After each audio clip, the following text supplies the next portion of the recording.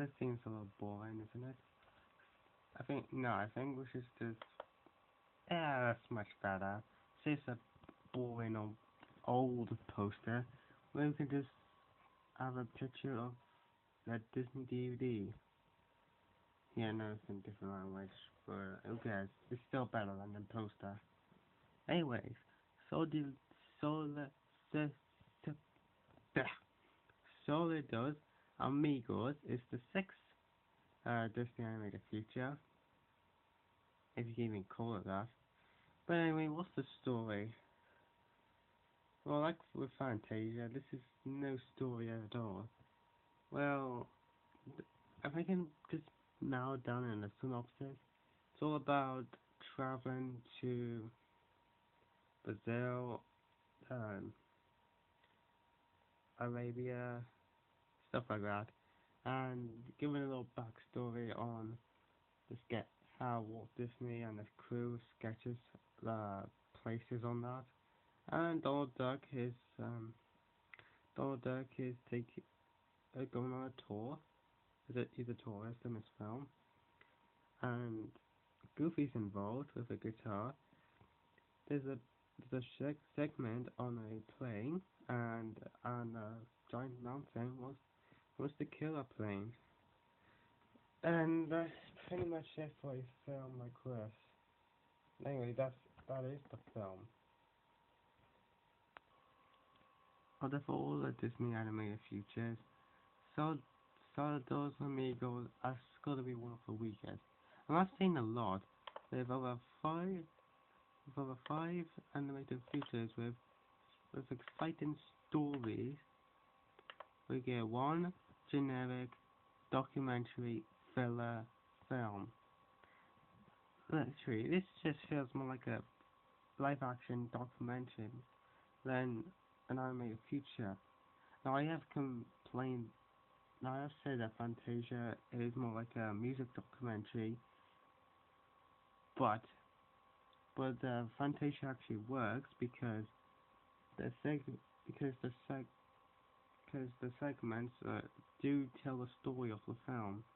So Saludos Amigos, however, it's just like 90% of doc live action footage. So much for an animated feature. And I think the only memorable part in this whole film is the short segment Pedro the Plane. And Pedro the Plane is basically a segment about a plane named Pedro with a father and a mother living in an airfield. One day they can't go out to deliver a mail, so Pedro has to take over, going through a stormy wind and encountering the largest mountain of all, the Makasa. I do not know how to pronounce the name, but yeah, the segment, however, is probably the most memorable of the whole lot, and it's I do like the segment. I think that's probably the only positive I have of this film. No, it's not actually no positive. The music at the beginning of the film was pretty catchy as well. And I can't help to feel that this segment is actually a foreshadow into a film in a few years' time. Yeah. But overall, Pedro the Plane is probably the most memorable, probably most likable part of the whole film. And that's probably pretty much it I have to say for this film. While having 5 animated features in a row with fascinating stories, we got this film is probably one of the weakest.